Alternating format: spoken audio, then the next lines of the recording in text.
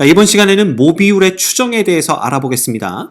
자, 이 모비율을 추정하는 방법은요, 우리가 모평균을 추정하는 방법과 똑같습니다. 자, 그래서 모평균을 추정하는 방법을 모른다라면 모비율 추정법도 우리가 이해할 수가 없어요.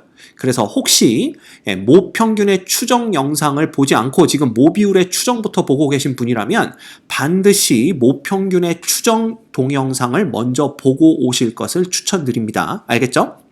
자, 갑시다. 그럼 우리가 모비율을 추정하기 위해서는 소위 말해서 이 표본 비율의 분포를 알아야 됩니다. 근데 우리가 이 표본 비율의 분포가 정규 분포 P의 루트 N분의 PQ를 따른다 라고, PQ의 제곱이겠죠? 예, 요 놈을 따른다라고 이미 배워서 알고 있습니다.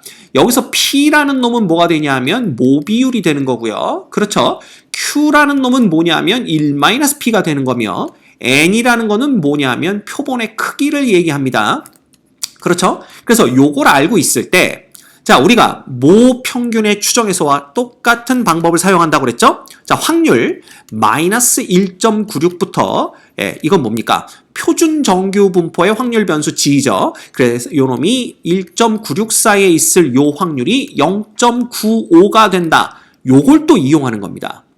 자, 그러면 이 표준 정규 분포 확률 변수 G라는 것은 바로 요 정규 분포를 모해서 표준화해서 나온 놈이니까 우리가 요 놈을 어떻게 바꿔 쓸 수가 있냐면 요 G 부분을 어떻게 써요? 바로 P 햇에서 P를 빼는 거지. 그 다음에 얘네들의 표준 편차인 루트 N분의 PQ로 나눠준 게 바로 정규화하는 표준화하는, 정교화가 아니라 표준화하는 과정이 됩니다. 따라서 요 놈을 요렇게 우리가 바꿔 쓸 수가 있고요. 요 놈은 여전히 0.95가 된다. 요렇게 보면 되는 거죠. 그쵸? 자, 그러면 이거 계속 정리합니다. 결국 봐라. 마이너스 1.96 곱하기 루트 N분의 PQ라는 놈은 결국 P 햇 빼기 P에 그 다음 이쪽은 1.96에 곱하기 루트 N분의 PQ가 되는 거고요. 이 확률은 여전히 0.95 이렇게 됩니다. 자, 우리 제목이 뭐였어? 모비율의 추정이니까 결국 우리는 요 P, 모비율 P의 구간을 알고 싶은 거거든요. 그래서 요 놈을 우리가 P에 대한 구간으로 바꿔줍니다. 그러면 어떻게 하면 되냐면 P라는 놈은 자, 그러면 P가 만약에 1로 넘어갔고 요 놈이 1로 넘어갔다 그러면 이쪽은 뭐가 되냐면 P 햇 그죠? 1점 그거부터 쓰면 안 되고요. 우리가 여기가 P 햇 플러스 1.96배의 루트 N분의 PQ 이렇게 됩니다. 그죠? 그리고 이쪽은 뭐가 되냐면 얘가 1로 넘어가고 얘가 1로 넘어갔다고 친다면 P 햇 마이너스 1.96배에 곱하기 루트 N분의 PQ 이렇게 되는 거죠.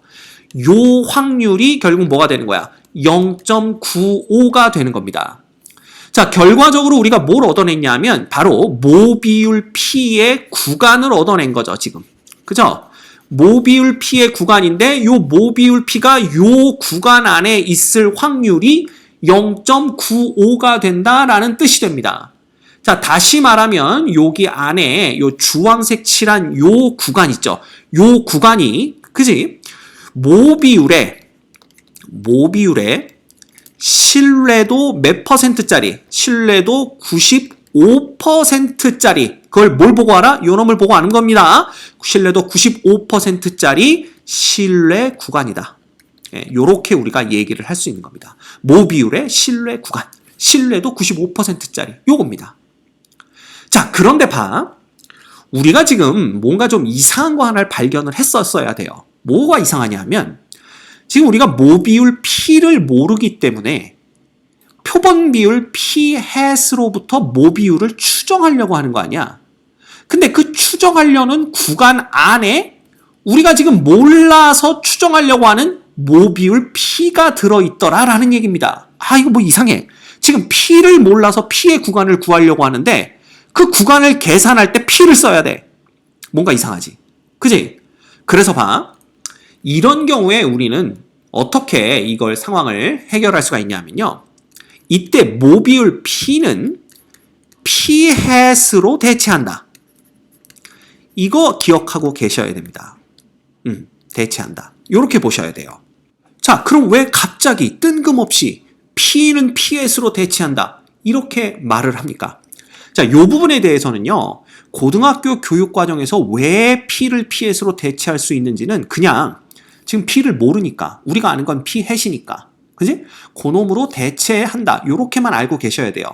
정확하게 대체할 수 있는 이유는 고등학교 교육과정 바뀝니다. 그래서 아마 여러분들이 대학교에 가시면 대학교에서 통계학 강의를 수강하실 때 이 이유를 배우게 되실 거예요.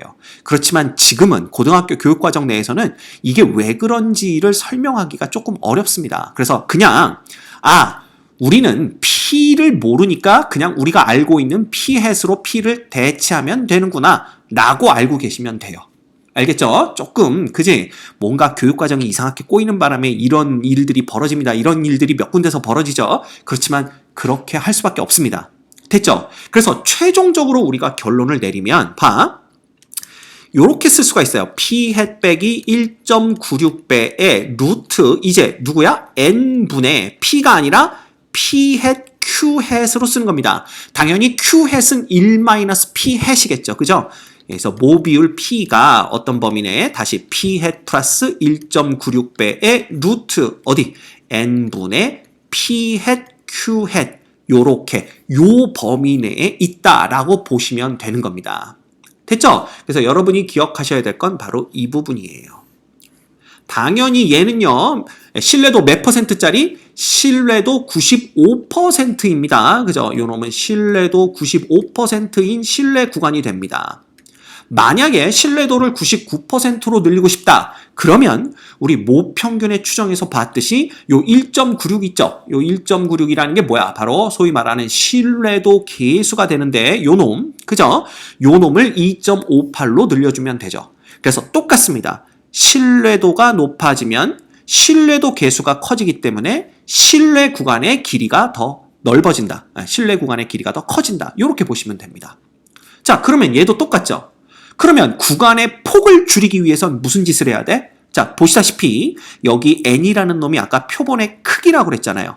근데 이 표본의 크기라는 놈이 지금 분모에 가서 자리를 잡고 있기 때문에 이 표본의 크기가 커지면 커질수록 이 전체 값, 그죠? 요 놈이 뭐예요?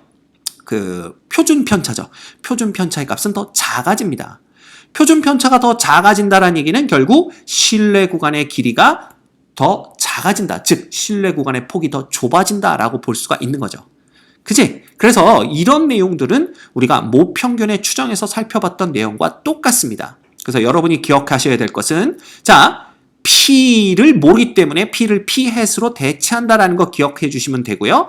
그때 95% 신뢰 구간은 이렇게 되고 신뢰도가 바뀌면 여기 있는 신뢰도 계수만 바꿔주면 된다. 그 다음 신뢰 구간의 폭을 더 줄여주고 싶으면 표본의 크기를 더 많이 보면 된다라는 것 정도만 알고 계시면 되겠습니다. 됐죠?